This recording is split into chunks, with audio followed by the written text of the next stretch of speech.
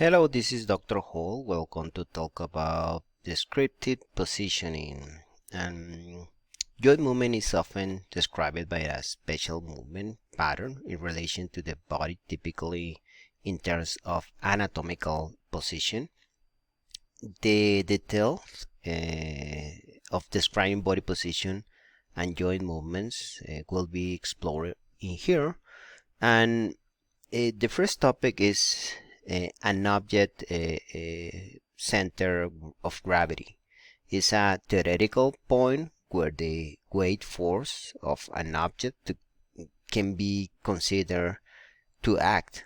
Center of gravity change with movement and depends on body position when a person is standing in an anatomical position, as seen here.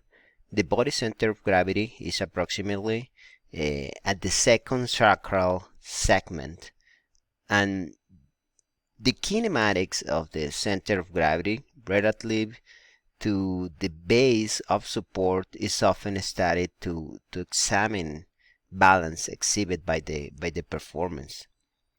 As you can see in the screen, in a set of to stand movement, for example, the center of gravity is shifted over the base of support when there's a transition from typically horizontal motion to a vertical or lifting motion. The initial phase of the set of stand movement involves strong, lean, and horizontal weight shift to position the center of gravity over the new base of support. From the chair to the feet, the movement of center of gravity and several directions is often used to study balance. The line of gravity of the body is an imaginary vertical line passing through the center of the gravity and is typically assessed while the subject is standing.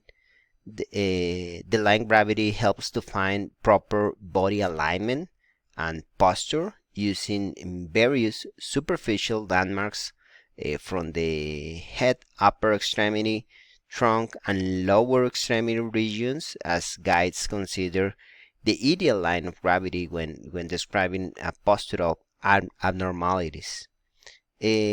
From other point of view, from the sagittal view, the line of gravity should be slightly posterior to the apex of the coronal structure, through the mastoid process, through the mid-cervical vertebral bodies, through the shoulder joint, through the mid-lumbar vertebral bodies, slightly posterior to the axis of the hip point, slightly anterior to the axis of the knee joint, and slightly anterior to the lateral malleolus.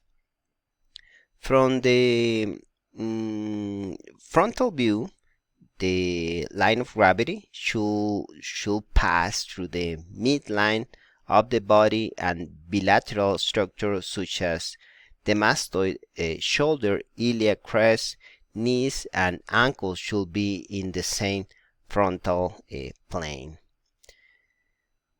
So this is descriptive position.